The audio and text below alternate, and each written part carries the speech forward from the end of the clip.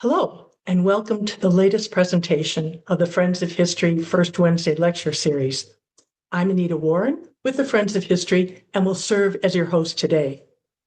These monthly lectures are being provided free of charge by the Friends of History of the New Mexico History Museum through donations from our audience. All donations go directly to support the lecture series and, more importantly, New Mexico History Museum programs and exhibits.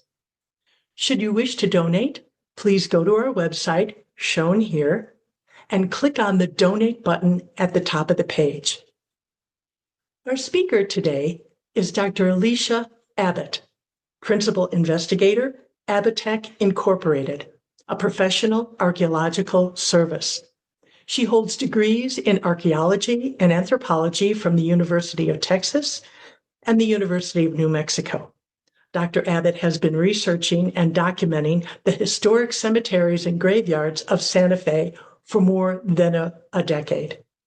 Her presentation today is Death at the End of the Trail, a talk about the graves and graveyards of Santa Fe Trail travelers in Santa Fe. And now I'd like to welcome Dr. Alicia Abbott. Thank you, Anita. I am thrilled to be here to speak with you today, Friends of History, about death and cemeteries and graveyards in Santa Fe. It's a fascinating topic. I know everyone is always very interested to hear about this topic, and I hope you enjoy the presentation I have for you today. So I'd like to start with some Santa Fe burial truths. The true end of the trail for many who found their way from the east to Santa Fe was burial in one of Santa Fe's 19th century cemeteries. They came west to take up lives as newcomers in the ancient city. They ended like so many before them who had met their fate here, dying of disease, accidents, childbirth, violence. The picture on the screen is some of the folks are buried in the old section of the Santa Fe National Cemetery, one of my favorite historic cemeteries in Santa Fe. There are thousands of people who are buried in Santa Fe who traversed some part of the Santa Fe Trail. Many of them can be visited in one of Santa Fe's still extant historic cemeteries. You can see monuments to soldiers and civilians in the Santa Fe National Cemetery. You can see mausoleum to prominent people, including Thomas Benton Catron in Fairview Cemetery.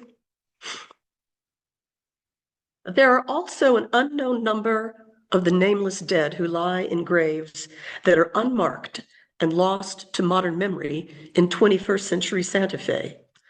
The picture you see here is a photo that was taken during burial excavations of graves that were encountered when the La Sequoia development was being constructed in Santa Fe in 2021, and we will talk more about those excavations.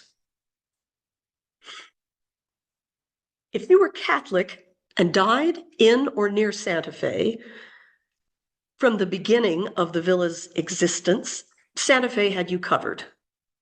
In Spanish colonial Santa Fe, the Catholic dead were buried in small family plots or in camposantos, consecrated burial grounds adjacent to the villas, chapels, and churches. The picture here is of the La Garita Camposanto, which is now part of the La Garita residential development in Santa Fe, which is northwest of the Scottish Rite Temple. As camposantos overflowed and the burial population increased, large cemeteries, the term generally used for a burial ground not immediately adjacent to a church or chapel, were established.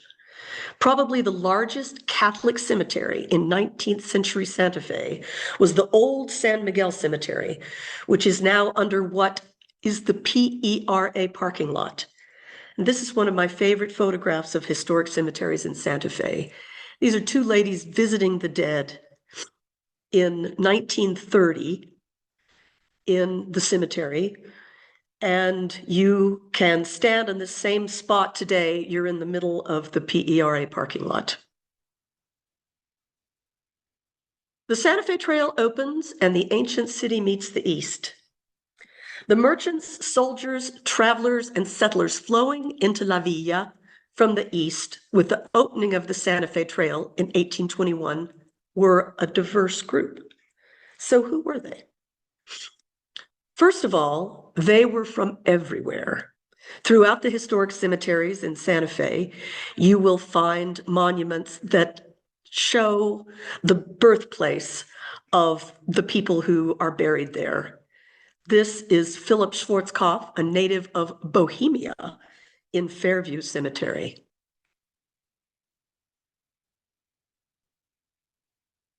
The people who came across the trails suffered and they succumbed. Here is one of the most famous Santa Fe Trail travelers buried in Santa Fe, Mrs. Kate L. Kingsbury, who died on the Santa Fe Trail in 1857 and was actually brought to Santa Fe after her death in a zinc-lined coffin that may be similar to one that we found when we excavated at La Sequoia. In fact, it's possible, given where she was buried originally in the Old Masons and Oddfellows Cemetery, that this actually could have been her coffin. There's no way to establish that. But it's certainly of the design that would have been used, and it's about the size of someone who would have been a small adult female, about my size, about 5'1", 5'2". The people who came over the trail, the vast majority, were not wealthy. The coffins and coffin hardware from the burials that we excavated at La Sequoia were exclusively of inexpensive pot metal coffin handles and plaques that were very inexpensive and could be bought in the catalogs of the time period. We didn't find brass hardware, silver hardware, nothing that indicated that people had enough money to outfit their coffins with anything other than the most basic elements. The people who came to Santa Fe and were buried here also had different fraternal traditions than the Catholics who had been living in Santa Fe for centuries. One of the things that we found amongst the coffin hardware were emblems of Oddfellows and also Masonic emblems, indicating that the people who were buried there were members of those fraternal organizations. This is the wonderful beehive motif that is associated with the Oddfellows. And the people who came down the trail, they were of different faiths. There were certainly Catholics, of course. This is a photograph, Jesse Nussbaum, who left us with an amazing series of photographs of historic Santa Fe. We would know very little about historic Santa Fe if he had not been out there taking pictures. This is a lovely shot. Graves of the Sisters of Charity in the Archbishop's Garden Cemetery. They would, all of them, or most of them, have been travelers on the Santa Fe Trail. But the vast majority were not Catholics, they were Protestants. And in Santa Fe, there was no place to bury them. When Kearny arrived in 1846 and began the construction of the bastion that could overlook the Villa, soldiers excavating for the fort and the blockhouse immediately encountered graves. Some undoubtedly were those of the Tewa people who lived and died in the pueblo built atop the hill hundreds of years before the Spanish discovered the Shell Water Place. The citizens of 19th century Santa Fe revealed to Kearny that there were many buried on the hill who came from the east, died in the Villa, and who could not be buried in consecrated Catholic camposantos. Fort Marcy Hill became the site of the first U.S. military post cemetery in Santa Fe. There were already people buried there from the east, but it was soon overwhelmed, partly due to the fact that it took both soldiers and civilians from Santa Fe and from outlying posts. This photograph is a bird's eye view of Western Santa Fe from atop old Fort Marcy Hill. You can see where the first burials took place of people who were not Catholic in Santa Fe. A quick word about post cemeteries across the West. Before the Civil War, there was no organized military procedure for creating and maintaining a post cemetery, where it would be, how it would be organized, and who would be buried there. Local post quartermasters were mostly responsible for the creation and upkeep of post cemeteries. Often records were sketchy or non-existent about where people were buried and who. Part of the reason that this is true is that it was expensive to bury people, and the quartermasters hated to have part of their budgets taken out for cemeteries. So it became quite a piecemeal operation generally across the West until after the Civil War. So in Santa Fe, there was a growing need for burial space. The crush for burial space was relieved in Santa Fe, if only temporarily, by the establishment of a cemetery with enough room to accommodate hundreds with diverse faiths, civilian and military, women, men, and children, the vast majority of who had arrived in Santa Fe over the Santa Fe Trail. To that end, the Masons and Oddfellows Cemetery was established in 1853. So here's a photograph, again, standing on top of Fort Marcy Hill, looking west. It's difficult to see, but if you look at the photograph right now, you can see left central, the Federal Oval, which was still there, we're familiar with that. And to the right in the middle of the Federal Oval, you can see a walled compound. And that was and is where the old Masons and Oddfellows Cemetery is. The Masons and Oddfellows of Santa Fe purchased land for the cemetery after one of their own was killed by gunfire, and they didn't have anywhere to bury him. This cemetery was and remains the resting place of a large number of people who found their way here over the Santa Fe Trail.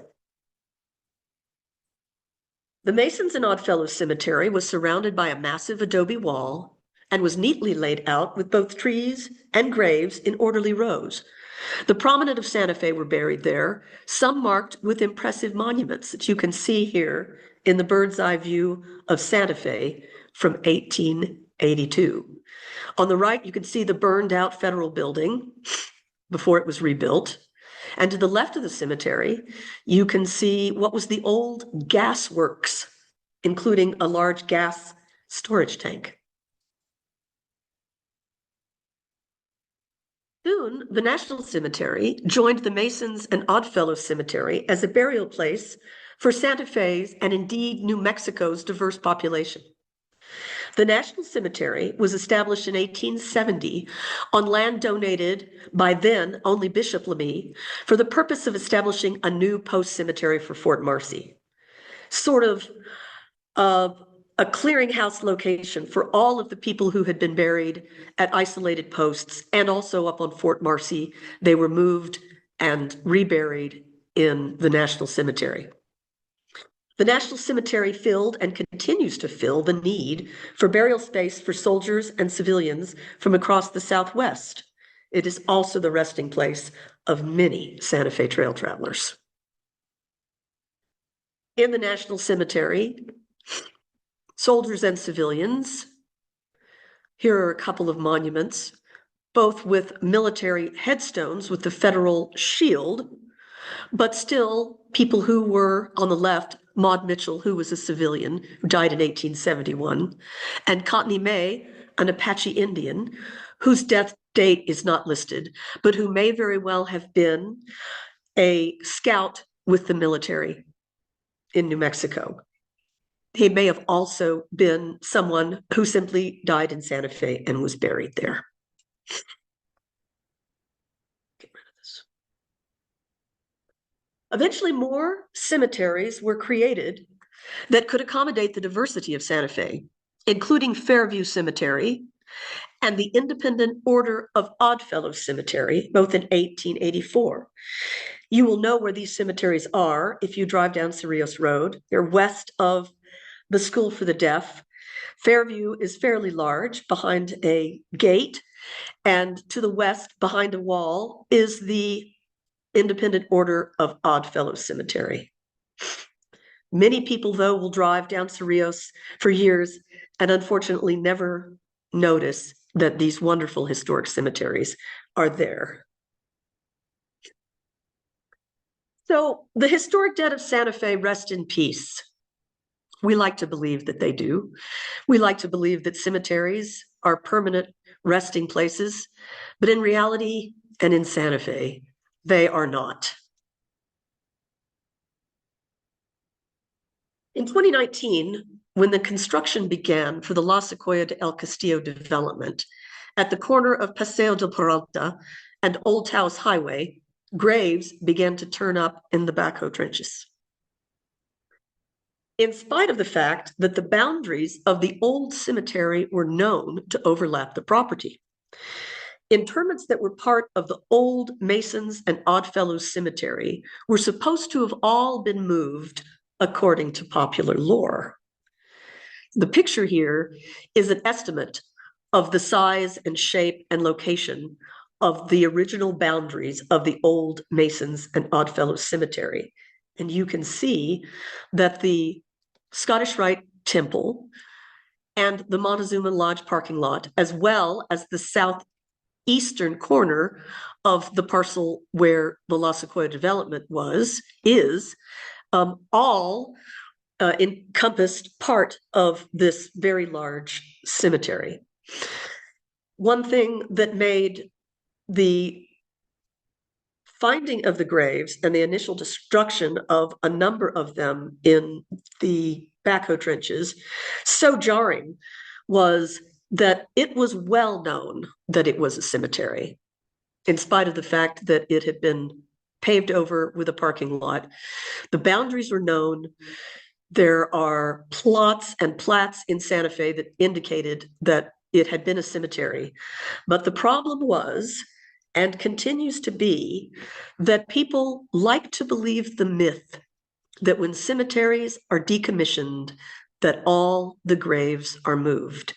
And I can tell you with experience that that is never, ever the case. And it was certainly not the case with the old Masons and Oddfellows Cemetery.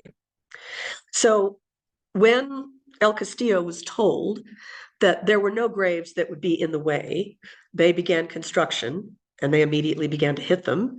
And that's when they called me, because I had been giving information about the possibility of the cemetery to the state and the city to let them know that this could actually potentially be a problem. So we went out and we stripped a large area, and this is what we found. Well over 100 burial features in rows with people intact in their coffins in the path of the La Sequoia development. Now, some people had been moved. It's true that there were disinterments, and we found them. Most of the people that we found that had been moved, unfortunately, it had been done in a very haphazard manner. The coffins were crashed through with dig bars and shovels. The tops of coffins were then thrown out. The long bones and the skulls had been collected, and then everything else was thrown back into the grave. So we found parts of people, including, for example, still articulated skeletal spinal remains in the bottoms of coffins, because they were the people who had disinterred the body had not removed everything. We even found one situation where it was clear that the body was being pulled out of a coffin and was coming apart, and so the people had just left it as it was. But there were people in graves that were still intact in their coffins. As an archaeologist who works with burials, I have to maintain a scientific perspective when you're excavating people from their graves. But you also have, obviously, a human perspective. And I can tell you that when you encounter the coffin and the body of a child, such as this one from La Sequoia, where there are still dried flowers placed on top of the coffin, and you know that the people who buried this child, the grieving family, were the last to see them before you now are seeing them again. And it's quite a responsibility. We removed everyone from the path of development, but hundreds still lie in their graves under the Montezuma Lodge parking lot. And this is only one example of where graves are still under parking lots in Santa Fe. As I mentioned earlier, there are hundreds under the PERA parking lot, many of whom were encountered recently when the state decided to try to build a solar shield over the parking lot, even after they were told that there would be graves encountered, and indeed there were. So they had to stop that project. So the Oddfellows, the independent order of Oddfellows that still exists in Santa Fe, and their cemetery, took the remains of the people who we excavated out of the path of development from La Sequoia. It made sense that they would go to the Oddfellows Cemetery because, as I mentioned earlier, many of the coffins that we found had Oddfellows iconography. Given the structure of the old Masons and Oddfellows Cemetery, which was laid out in quarters, there was a stranger's quarter, people who were not affiliated with a fraternal organization. There was a military quarter, there was an Oddfellows quarter, and there was a Masonic quarter. And I believe, based on what we saw in the excavations, that the burials we encountered, the vast majority were Oddfellows. So we reburied them, thanks to the Oddfellows, in the Independent Order of Oddfellows Cemetery in Santa Fe. We reburied them with everything that they were buried with, all their coffin hardware, even bits and pieces of their coffins, because everything that came up with these people belonged to them. And so it was reburied with them. We also made certain that we maintained the orientation of the people when we reburied them, so that if one person was buried next to another when we encountered them, then they were reburied next to that same person when we reburied them. And the Oddfellows put this very nice monument up to honor the people who were reinterred in their space. So Kate Kingsbury, as I mentioned earlier, was one of the most famous Santa Fe Trail travelers buried in Santa Fe. And part of the reason that she is as well known is that her monument is the oldest extant dated monument that we had in Santa Fe. It was lying in the IOOF cemetery, as many old monuments are, next to her kinswoman, who was Lucy Jackson. The picture on the right is Lucy Jackson's monument. For maybe 6-7 years, I had been studying the IOOF cemetery, recording all of the graves and finding historic information about the plots. I had also been maintaining a yearly photographic series of Kate's monument to record its deterioration, but also its condition over the years. It was broken in two, but it was stable, and it was in a location where we assume that Kate Kingsbury's reinterred remains probably are. We don't know for sure. But it was placed over her grave, where it had been for probably about over 150 years. So I was shocked and pained when I went to do a yearly update on her monument, and I found that it had been dug up and was gone. I believed, as I had been concerned for many years, that someone was going to take it because it was a lovely marble monument with the weeping willow, and also with a lot of information about Kate, including the fact that she died at the crossing of the Arkansas. Her monument had been ordered from the east over the Santa Fe Trail by her husband, who wished to memorialize her in Santa Fe. And it stood over her grave until she was reinterred from the Old Masons and Oddfellows to the IOOF Cemetery. After asking around to find out what might have happened to Kate's monument, I discovered that some well-meaning people with the End of the Trail chapter of the Old Santa Fe Trail Association had decided that Kate's monument was not being respected in its current context. And so they dug it up and they took it away and they carved it into a shape that went into a metal stand, and then they sandblasted it. For those of you who know anything about ancient marble, the sandblasting is the death knell of old marble. And as you can see, it's starting to essentially dissolve. So the monument, as it is now pulled out of its historic context, is dissolving and will not last very much longer. Unfortunately, as often the case, attempts to preserve things that are done in a bad way can only result in their destruction. So Kate's monument can still be seen, but it won't be there for very long. And the other unfortunate component is it's no longer where Kate's body is presumed to be. And that creates even more problems with historic cemeteries, because once the monument is moved from where a body is, then you no longer have any idea where the person is buried. We live in a city with an amazing history, and the historic dead of Santa Fe are a critical part of that history. Unfortunately, the significance of the dead to the history of Santa Fe does not protect them from modern forces. Development, neglect, indifference, or even well-intentioned ignorance. The vast majority of the people buried in Santa Fe that came over the trail are unmarked and unknown. Their graves and their stories remain to be found, studied, and protected. We can do our part for their preservation by learning about them and standing up for their right to their space in our city and their monuments. Though long dead, they are part of our community and they deserve our respect and protection. Thank you so much.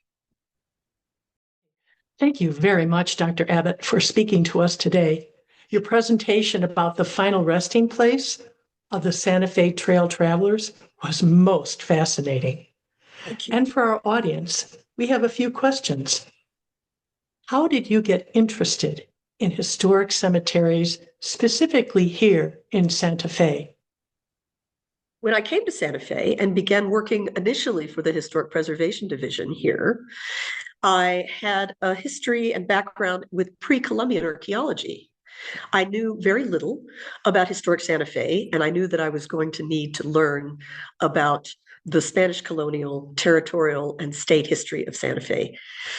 One of the first things that I started doing when I began researching Santa Fe was I began to bump into documents and plats and maps and photographs of cemeteries that were no longer obvious in Santa Fe. So I started digging a little deeper and discovered that there were actually a number of places where people were buried in Santa Fe that people no longer remembered. I started trying to make a list of just a simple list of locations where people were rumored or knew to be or were known to be buried in Santa Fe, in places where there were no longer monuments or people no longer recognized it as a cemetery. I can't remember where I stopped counting, but I'm up to probably 45 places. And those include many that we talked about today, the old Masons and Oddfellows and the PERA parking lot. But it also includes such diverse places as cemeteries where they buried people from the territorial penitentiary, people that were buried near the hospital. We have cemeteries for the Indian school, both the current Indian school as well as the old Ramona Indian school. Some of them we know exist, but we don't actually have a pinpoint location. So I spend many parts of my days looking for those locations and trying to flesh out information about them so that people can learn about them. Thank you. Um, are there other graveyards along the Santa Fe Trail in other states like Kansas or Oklahoma? There are many. And part of the reason is people died along the trail. As you can imagine, it was brutal, like Cape Kingsbury. There are places that were well-known campsites, such as Pawnee Rock in Kansas, where it was a target location for people to stop. And it also ended up being a place where people were buried. And there are historic records that indicate that there were acres and acres and acres of monuments, stone and wooden monuments to people buried at places like Pawnee Rock. There's also historic information that indicates that along the trail, I've heard just people say in the records that there was at least one grave along every mile of the trail. Was there similar interest in establishing historic cemeteries for the Oregon Trail? Yes, there were. And they ended up with the similar situation that the Santa Fe Trail travelers did. They had people spread out along the trail, but they also had cemeteries in locations that were known campsites, places where people stopped, springs, and well-known travel places where people might actually bring people who had died along the trail with them so that they could bury them somewhere that wasn't a lonely, isolated place. Back to Santa Fe, how are the graveyards in Santa Fe maintained? That's an excellent question. So for the old cemeteries, the ones that are lost, quote, lost, like the Old Masons and Oddfellows and the PERA Cemetery, they were real estate. That was really their only value. And eventually, after people no longer were visiting the dead and they became sold, they were sold to someone else, and the monuments were removed and the parking lots were added and buildings were added. The graves, of course, were no longer really considered that important because the value of the cemetery was really only as real estate. And part of the reason that real estate is that graves end up being not as important is because the real estate in Santa Fe, as you know, is very valuable. So for extant cemeteries that are still owned and being maintained, you have a place that is not a going concern. Even a place like Fairview, where they sell plots for a fixed amount, it's not even remotely enough to maintain a cemetery of that size. The monuments require reconstruction and preservation. The landscaping fails and the water is expensive. So it's more resources than most anyone can pull together, any organization, to be able to preserve cemeteries in Santa Fe. And ultimately, unfortunately, what happens is that they do end up being sold because that's their only value. But places like Fairview, they're making an effort to try to put resources into the preservation of the cemetery. But there is a huge gap between what is needed to fight climate change, animal burrowing, vandalism, the deterioration of ancient monuments. It's just very overwhelming. And in some places, like Denver, for example, they have a massive communal cemetery, historic cemetery, and they've been looking at adaptive reuse so that they can add funds to helping preserve the cemetery. For example, they have lots of interesting plants, trees, shrubs in that cemetery that were brought from far away and planted there. And they actually have botanists from around the world come and look at the vegetation in the cemetery. It's one way that they end up being able to add money to the coffers. Most of the cemeteries now rely entirely upon donations, which can't keep up with the Independent Order of Oddfellows Cemetery. Once upon a time, there were thousands of Oddfellows when the cemetery was established.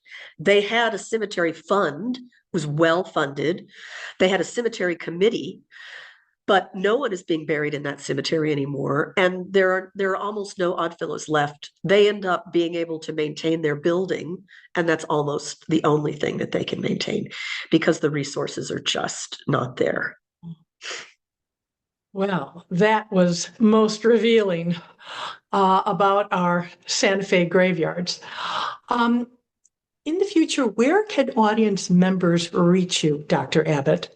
Or where can they get more information? One of the ways to reach me is you're always welcome to email me. It's Lori Abbott. It's all one word, ALORIABBOTT @msn.com. You're always welcome to email me and ask me any questions you want to. I have also written a couple of items that you might want to seek out. A couple of things with in the El Palacio, including an article about the hidden cemeteries of Santa Fe, where I have a map that shows a lot of the cemetery locations that I've been able to find. So you can sort of get an idea of where these cemeteries are. There's also a short article I wrote about poor Kate Kingsbury and her journey to Santa Fe and beyond. So, and I also give occasional salon talks for the Historic Santa Fe Foundation about cemeteries in general and also about specific cemeteries in Santa Fe, as well as cemetery issues like do the dead have rights? Who owns cemeteries?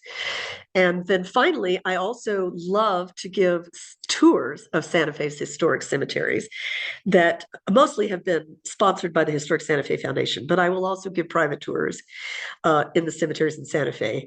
There is always one more cemetery that can be visited, and I am always pleased to talk to people about it on any level. Thank you very much, Dr. Abbott. And for our audience, you can always also write to us at nmhmfriendsofhistory@gmail.com, and we will see that your questions get passed along to Dr. Abbott. Dr. Abbott, do you have any last comments before we wrap up today?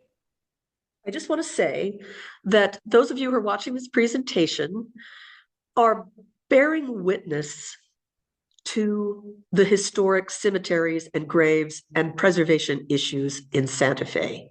And I think that ultimately there is hope in more people knowing about this topic than have known about it in the past. And if you know about it and you learn about it and you pass that information on, I think that that will help preserve Santa Fe's historic cemeteries and also raise awareness about the fact that the dead have a right and a place here in Santa Fe. And we want, as the living, to learn from them, to study them, but also to honor them as citizens of Santa Fe, just like we are.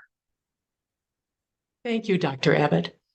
And for our audience at home, in closing, a reminder to visit our webpage at friendsofhistorynm.org, where you can rewatch this lecture and other Friends of History First Wednesday lectures covering a wide range of topics about New Mexico and Southwestern history.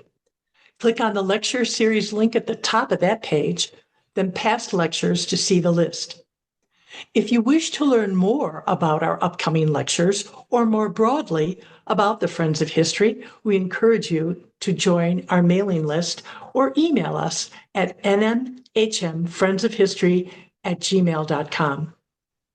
Finally, we request that you consider making a donation to Friends of History through our webpage so the Friends of History can continue to support programs at the New Mexico History Museum. And thank you to all of you who have been contributing to Friends of History over the last several years.